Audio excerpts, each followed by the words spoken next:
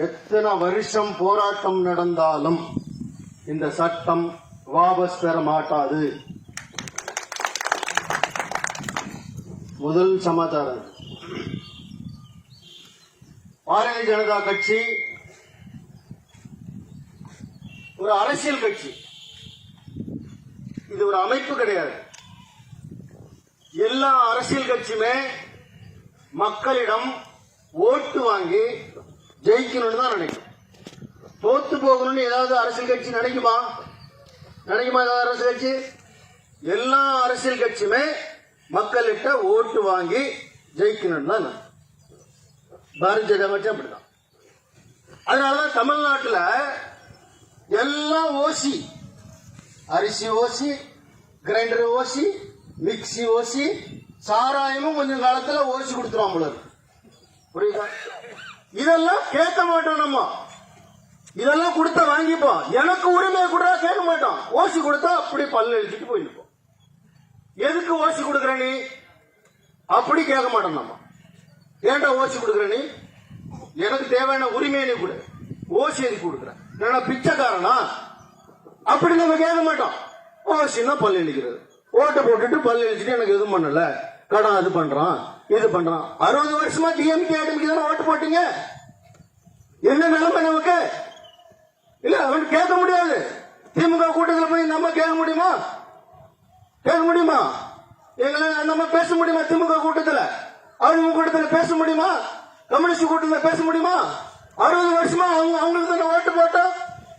கேட்க கூட முடியாது நம்ம உரிமையை. அடிப்பான், அடிச்சு தள்ளி வெளியே தள்ளிடுவான். புரியுதா? அதனால ஒரு அரசியல் கட்சி என்பது மக்கள் ஓட்டு போட்டு ஜெயிக்கணும்னு தான் நினைக்கும். இந்த தேசம் 80% விவசாயிகளை கொண்ட தேசம். 80% மக்கள் விவசாயிகள். விவசாயிகள் தான் இந்த தேசத்தோட ஆதாரம். அப்படி 80% விவசாயிகள் இருக்கிற ஒரு நாட்டில் அவர்களுக்கு எதிராக ஒரு சட்டம் கொண்டு வருவாங்களா? ஏதாவது அரசு வச்சு ஏதாவது முட்டாள் கொண்டு வருவானா? ஏதாவது முட்டாள் 80 ஓட்டு இருக்கு, 80% பேர் ஓட்டு போடுறான். அவனுக்கு ஏதாவது ஒரு அரசியல் கட்சி, ஒரு புண்ணாக்கள் ஏதாவது ஒரு அரசியல் கட்சி 80% மக்களுக்கு எதிராக சட்டம் கொண்டு வருவாங்களா? சட்டம் கொண்டு வருவாங்களா? அப்படி கொண்டு வர மாட்டான். எந்த அரசியல் கட்சி கொண்டு வர மாட்டான். ஆனா இது விவசாயிகளுக்கு எதிரான சட்டம் அப்படி சொல்லிட்டு டெல்லியில பஞ்சாபை சேர்ந்த விவசாயிகள் மட்டுமே போராடுகிறார்கள். விவசாயிகள்னு சொல்லிக்கிட்டு இருக்கிற ஆளு விவசாயி கிடையாது. விவசாயி கிடையாது. அப்பெல்லாம் விவசாயின்னா ஏழை விவசாயி கிடையாது. எல்லாம் பெரிய பெரிய பணக்காரன். புரியுதா? எல்லாம் பெரிய பெரிய பணக்காரன் உட்கார்ந்து போராடிட்டு ஒரே ஒரு மாநிலம். இங்க இருக்கிற தமிழ்நாட்டில் இருக்கிற கம்யூனிஸ்ட், காங்கிரஸ், திமுக எல்லாம் விவசாயிகளுக்கு. நானும் விவசாயி தான்டா, நானும் விவசாயி தான். இவரு விவசாயி தான். ஒன்றியத்தில் ஒரு விவசாய தோட்டத்தில் நடக்குது. நாங்கெல்லாம் விவசாயம், நம்மளும் விவசாயி தானே. பின் நமக்கு என்ன விரோதம்? நம்ம என்ன அப்படி ஏற்றுக்க முடியுமா? என்ன நாளைக்கு பிரச்சனை வந்தா ஒன்றிய தலைவருக்கு வராதா? ஆமா, எத்தனை 20 ஏக்கர் என்ன வச்சிருப்பீங்களாச்சு? 10 ஏக்கர் 10 ஏக்கர் அவருக்கு பிரச்சனை கிடையாதா? அவரு எப்படி ஆதரிப்பாரு? இத முட்டாளா அவரு? பைத்தியக்காரன் அவரு? இந்த விவசாயி எல்லாரும் விவசாயி எப்படி ஏற்றுப்பாங்க? டெல்லியில நடக்கிறது விவசாயிகளோட போராட்டம் கிடையாது, புரோக்கர்களுடைய போராட்டம். அது சொல்றான், நீ என்ன விவசாயி எல்லாம் நீங்க தேச விரோதின்னு சொல்றீங்க. புரோக்கர் தான் தேச விரோதி தான். தெளிவா சத்தமா சொல்றோம். அங்க போராடுற அத்தனை பேரும் புரோக்கர் தான், தேச விரோதி தான். எந்த சந்தேகமும் கிடையாது. எந்த ஊர்ல வேணாலும் தெருவில் வேணாலும் சொல்லுவோம், புரோக்கர் தான் தேச விரோதி தான். தேச விரோதிகளும் புரோக்கர்களும் சேர்ந்து அவனுக்கு சப்போர்ட் பண்ணிட்டு இங்க இருக்கிற திமுக காரன், கம்யூனிஸ்டுக்காரன், காங்கிரஸ்காரன் போராடுறான். புரோக்கர்களுக்கும் தேச விரோதிகளுக்கும் சப்போர்ட் பண்றது யாரு? தமிழ்நாட்டில் இருக்கிற திமுக, கம்யூனிஸ்ட், காங்கிரஸ்காரன். அப்ப இவங்களும் தீவிரவாதிகள் தான், இவங்களும் பயங்கரவாதிகள் தான், இவங்களும் தேச விரோதிகள் தான். கம்யூனிஸ்டா இருக்கலாம், காங்கிரஸா இருக்கலாம், திமுக இருக்கலாம். விவசாயிகளுக்கு நன்மை வந்தா எந்த போராட்டம் பண்றது கிடையாது. ஒரே ஒரு விஷயம் புரிஞ்சுக்கோங்க. இந்த கம்யூனிஸ்ட் இந்த ஊர்ல ஒரு காலத்துல எல்லாம் தீக்கா இருந்தது, அப்படிதானே? கண்கொடுக்க வேண்டியதுல நம்ம மாவட்டம் முழுக்க கம்யூனிஸ்ட் இருந்தது. இப்பவும் இருக்குல்ல, இப்பவும் கம்யூனிஸ்ட் அங்கங்க இருக்கு. ஒரு வழியா கம்யூனிஸ்ட் குழி தாண்டி பொழைச்சாச்சு. இன்னும் அங்கங்க மிச்சம் சத்தம் இருக்கு. டிஎம்கே கொஞ்சம் தொத்திக்கிட்டு, அதிமுக தொத்திக்கிட்டு, 2 சீட்டை வாங்கிட்டு, ஒரு எம்எல்ஏவோ ஒரு எம்பியோ வாங்கிட்டு, 25 கோடி ரூபாய வாங்கிக்கிட்டு திமுக கட்சி அடகு வச்சுட்டு கொஞ்சம் கம்யூனிஸ்ட் அங்க சுத்திட்டு இருக்கான். ஆம பூந்த வீடு உருப்படாது, அப்படி சொல்லுவாங்களா பழமொழி. ஆம பூந்த வீடு உருப்படாத மாதிரி கம்யூனிஸ்ட் இருக்கிற ஊரு நாசமா போயிடும், உருப்படவே உருப்படாது. ஏன் சொல்றேன் தெரியுமா? தமிழகத்துல எந்த மாவட்டம் வேண்டுமானாலும் போங்க, தமிழகத்துல எந்த மாவட்டம் வேண்டுமானாலும் போங்க.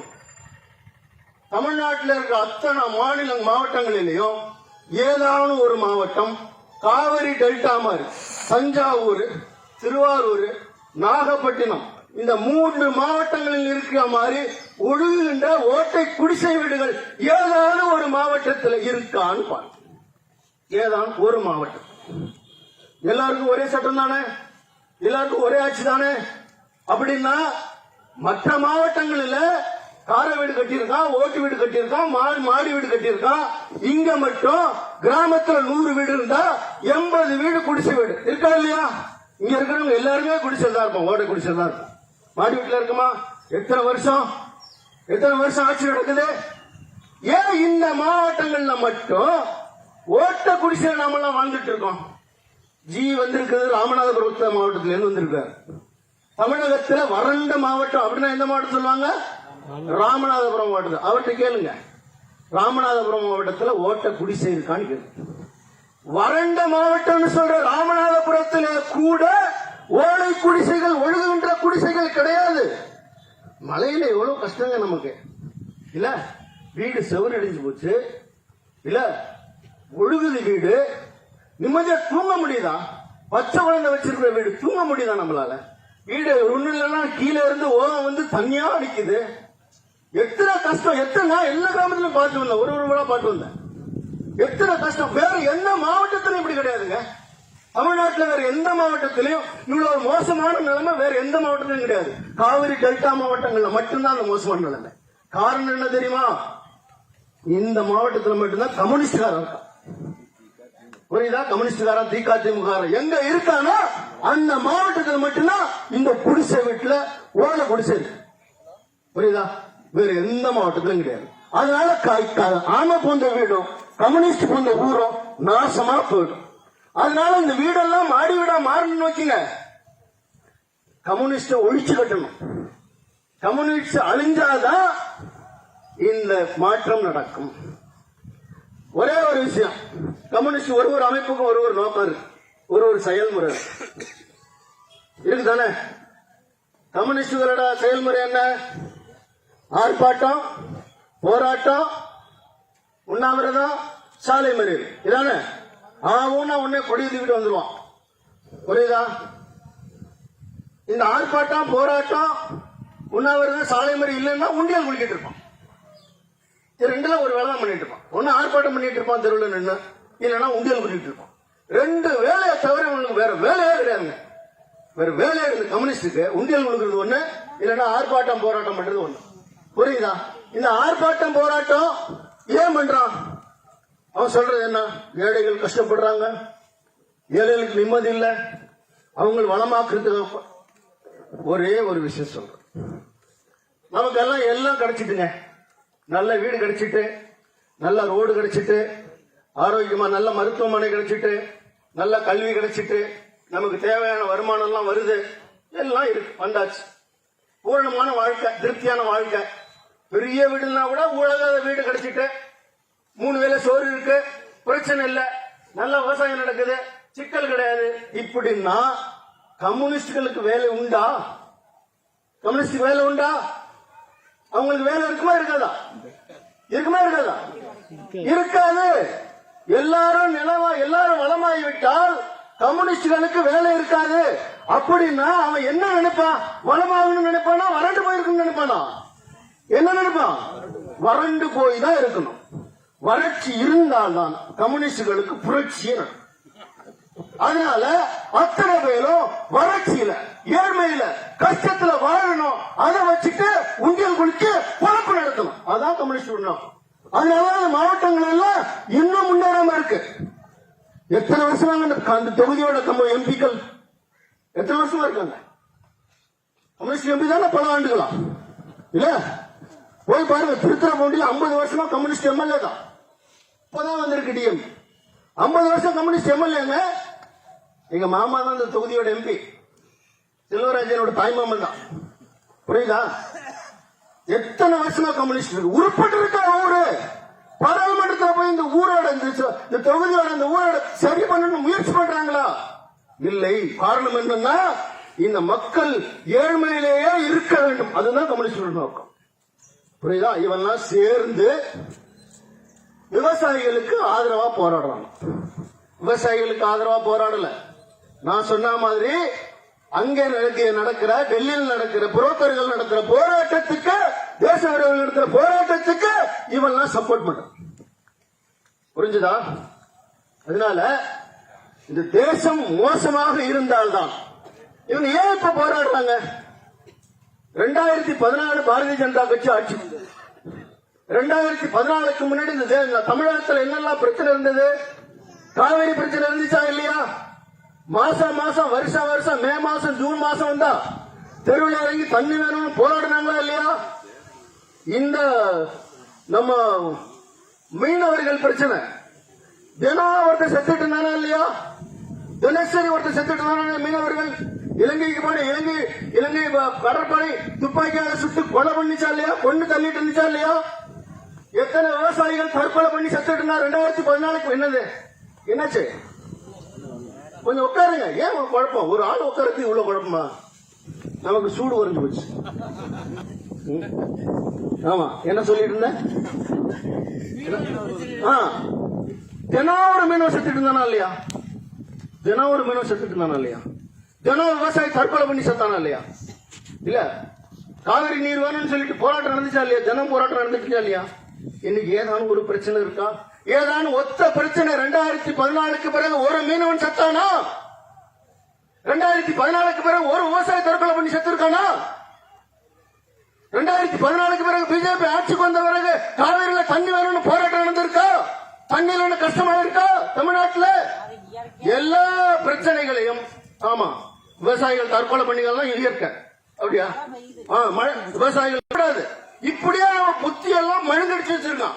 பாருங்க, 2014 இருந்து எந்த பிரச்சனையும் இல்லை. மீனவனை இயற்கை காப்பாத்துதா? மீனவனை இயற்கை காப்பாத்துதா? சரி, விவசாயியை காப்பாத்தா? இயற்கை காப்பாத்த மீனவனை? எந்த பிரச்சனையும் இல்லை. 2014க்கு பிறகு ஒரு மீனவன் தற்கொலை செய்து ஒரு உயிரினம் கொல்லப்படவில்லை. ஒரு விவசாயி தற்கொலை பண்ணவில்லை. காவிரி போராட்டம் கிடையாது. எந்த போராட்டமும் கிடையாது. போராட்டம் என்ன பண்றான்? போராட்டம் என்ன பிரச்சனை பண்றான்? மோடி 10 லட்சம் ரூபாய்க்கு சட்டம் போட்டுக்கிறார். ஊழல் ஒரு போராட்டம் வந்திருக்கு சார். 2014க்கு முன்னாடி மாசம் ஒரு ஊழல், பெரிய பெரிய ஊழல். எத்தனை கோடி ஊழல்? 1,76,000 கோடி ரூபாய் ஊழல். 1,76,000 கோடி ரூபாய்க்கு ஊழல் பண்ணினது யாரு? கருணாநிதி குடும்பம். கருணாநிதி குடும்பம் இந்த தேசத்தை சுருட்டி, இந்த தேசத்தினுடைய மக்களுடைய பணத்தை சுருட்டி கொள்ளையடிச்சோம். 360 கோடி ரூபாய் யாரு கொடுத்திருக்கா? பீகார்ல இருக்க ஒரு பாப்பானுக்கு கொடுத்திருக்காங்க. பாப்பான்னு பேசுறாங்கல்ல, பீகார்ல இருக்க பாப்பானுக்கு தேர்தலில் ஜெயிக்கிறதுக்கு 360 கோடி ரூபாய் பணத்தை யார் விட்டு பண்ணா? அப்பா விட்டு பண்ணுமா? நம்ம விட்டு பண்ண சார். தேர்தலில் ஜெயிக்கிறதுக்கு நம்ம விட்டு பணத்தை திமுக ஜெயிக்கிறதுக்கு 360 இங்க இன்னைக்கு சேர்ந்தாங்க திமுக இருந்து. இது எங்க இல்ல, பரிதாபமா இருக்கு. 30 வருஷமா திமுக இருக்கு. பஞ்ச பரதேசி அழுக்கு சட்டை போட்டுட்டு பஞ்சடிச்ச கண்ணோட சேர்றான்.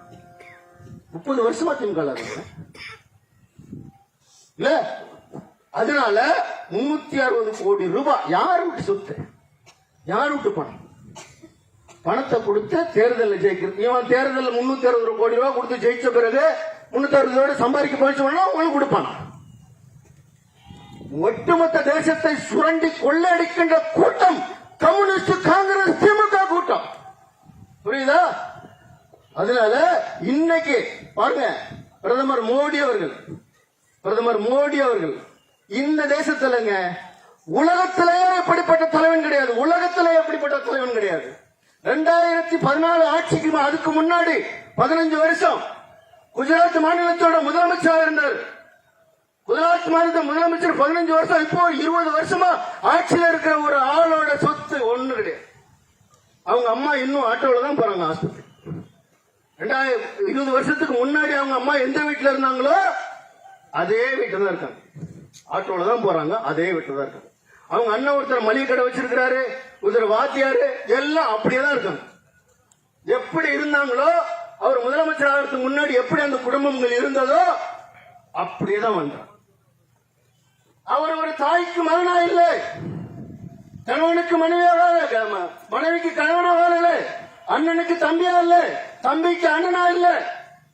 இந்த தேசம் மட்டுமே எனக்கு முக்கியம், இந்த தேசத்தை தவிர எனக்கு குடும்பம் எதுவும் கிடையாதுன்னு சொல்லிட்டு சன்னியாசியா டெல்லியில உட்கார்ந்து ஆட்சி பண்ணிட்டு இருக்காரு தமிழ் நாட்டை. இப்படிப்பட்ட பிரதமர் உலகத்தில் எந்த நாட்டிலும் கிடையாது. எந்த தேசம் மட்டுமே. இந்த நாட்டினுடைய மக்கள், பெரும்பான்மை மக்கள் விவசாயிகள். விவசாயிகள் தான் நாட்டினோட ஆதாரம். விவசாயிகள் தான் நாட்டுடைய பண்பாடு, கலாச்சாரம். விவசாயிகள் தான் எல்லாமே. அப்படி முடிவு பண்ணி இத்தனை வருஷம் விவசாயிகளை சுரண்டி விவசாயிகளை நாசம் பண்ணி வச்சிருந்ததை சரி பண்ணி ஒரு சட்டம் கொண்டு வந்திருக்கு. சரி பண்ணி எல்லா விவசாயிகளும் முன்னேறினாதான் இந்த தேசம். 80% இருக்கிற விவசாயிகள் முன்னேறாமல் இந்த தேசம் முன்னேறாது. ஒரு 20% முன்னேறின தேசம் முன்னேறுமா? முடியாது. 80% இருக்கிற விவசாயிகள் இந்த தேசத்தினுடைய ஆதாரமாக இருக்கின்ற கலாச்சாரத்தையும் பண்பாட்டையும் கட்டி காக்கின்ற விவசாயிகள் முன்னேறினால் மட்டும்தான் இந்த தேசம் முன்னேறும். அதனால தேசத்துக்கு ஆதரவான விவசாயிகளுக்கு ஆதரவான இன்னும் 10 வருஷம் கழிச்சு, இன்னும் 10 வருஷம் கிடையாதுங்க, இன்னும் 5 வருஷம் கழிச்சு இந்த சட்டத்தின் மூலமா எல்லா விவசாயிகளுக்கும், இந்த நாட்டில் இருக்க அத்தனை விவசாயிகளுக்கும் இன்னைக்கு என்ன வருமானம் வந்திருக்கும் அதை விட 3 மடங்கு 4 மடங்கு வருமானம் ஜாஸ்தியாகும். இந்த தேசத்திலிருந்து விவசாயத்திலிருந்து வெளியே போனா இந்த நாடு அழிஞ்சு விடும். அதனால இந்த தேசத்தில் இருக்க அத்தனை பேர் விவசாயிகளா இருக்கணும், விவசாயத்தை காப்பாற்றணுங்கிறதுக்காக கொண்டு வரப்பட்ட சட்டம். அந்த சட்டத்தை எதிர்த்து விவசாயிகள் எப்பவும் ஏழ்மையிலேயே கஷ்டத்திலேயே வாழணுங்கிறதுக்காக திமுக, காங்கிரஸ், கம்யூனிஸ்டுக்காரன் சேர்ந்து இந்த தேசத்துக்கு விரோதமாக, விவசாயிகளுக்கு விரோதமாக, இந்த கலாச்சார பண்பாட்டுக்கு விரோதமாக போராட்டம் செய்து கொண்டிருக்கிறார்கள். இதற்கு தீர்வு ஒண்ணு நான் முதல்ல சொல்லிட்டேன். இந்த நீ 20 வருஷம் 28 நாள் இல்ல சார், 28 வருஷம் நீ போராடினாலும் இந்த சட்டம் வாபஸ் ஆகாது. ஆட்சி நடத்துறது மன்மோகன் சிங் இல்லைங்க, ஆட்சி நடத்துறது மோடி. புரியுதா? அதனால நீ எங்க ஆட்ட முடியாது. எது நல்ல சட்டங்கள், இந்த நாட்டில் எத்தனை பிரச்சனைகள் தீர்க்கவே முடியாத பிஜேபிக்கு அரசியல் பண்ண தெரியாதா? காங்கிரஸ் மாதிரி கம்யூனிஸ்ட் மாதிரி அரசியல் பண்ண தெரியாதா? காவிரியை வச்சு அரசியல் பண்ண தெரியாதா பிஜேபிக்கு? முட்டாளுகளா? காவிரியை வச்சு அரசியல் பண்ண தெரியாதா? அயோத்தி வச்சு அரசியல் பண்ண முடியாதா? காஷ்மீரத்தை வச்சு அரசியல் பண்ண, இன்னும் 10 வருஷத்துக்கு இதை வச்சு அரசியல் பண்ண முடியும். அரசியல் பண்ணுவதற்காக வரல பாஜக ஆட்சிக்கு. இந்த தேசத்தை உலகத்தின் குருவாக மாற்றுவதற்காக வந்திருக்கிறது பிஜேபியோட ஆட்சி. உலகம் முழுவதும் பாரத நாட்டை வணங்கி நிற்க வேண்டும், பாரத மாதாவை வணங்கி நிற்க வேண்டும் என்பதற்காக வந்திருக்கிறது பாரதிய ஜனதா கட்சி ஆட்சி. புரியுதா? அதனால 80% இருக்கிற இந்த தேசத்தினுடைய விவசாயிகள், இந்த தேசத்தினுடைய ஆதாரமா இருக்கிற விவசாயிகள் முன்னேறினால்தான் இந்த தேசம் முன்னேறும் அப்படிங்கிறதுக்காக ஏற்கனவே எல்லா கட்சியிலையும் இந்த சட்டம் கொண்டு வந்ததுதான். எல்லாருமே சொன்ன சட்டம் தான், புதுசா பிஜேபி மட்டும் கொண்டு வரல.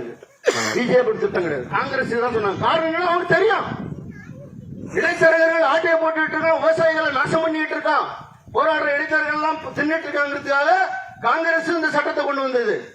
அவங்களோட தேர்தல் அறிக்கையில் சொன்னது, கம்யூனிஸ்ட் சொன்னது, திமுக சொன்னது. அந்த சட்டத்தை தான் பாஜக சின்ன திருத்தம் செஞ்சு இன்னைக்கு சட்டமா பாராளுமன்றத்தில் நிறைவேற்றியது. அதை எதிர்த்து எந்த விதமான ஆதாரமும் இல்ல, எதிர்கட்சிகளுக்கு போராடுறதுக்கு எந்த விதமான விஷயமும் இல்ல. ஊழலா இல்ல, வறுமை பிரச்சனை இல்ல, எதுவுமே இல்ல, காவிரி இல்ல, எந்த மீனவர் பிரச்சனை, எந்த பிரச்சனையும் கிடையாது. அப்ப என்ன பண்றது? ஏதான ஒரு அதை எடுத்து போறோம், ஓட்டு வாங்குறதுக்கா, மக்களை ஏமாத்துறதுக்கா. அதனால இதெல்லாம் சரியாகணும் அப்படின்னா, இந்த பிரச்சனைகள் எல்லாம் சரியாகணும்னா ஒரே ஒரு விஷயம், தமிழகத்தில் இருந்து கம்யூனிஸ்டுகளும் திமுகவும் வேறடி மண்ணும் இல்லாமல் அழிக்கப்பட வேண்டும். அப்போது மட்டுமே தமிழகத்திற்கு தீர்வு கிடைக்கும் என்று சொல்லி வாய்ப்புக்கு நன்றி கூறி விடைபெறுகிறேன். நன்றி, வணக்கம். பாரத் மாதா கி ஜெய். அடுத்து மாநில செயலாளர் சண்முகராஜா அவர்கள் ராமநாதபுரம்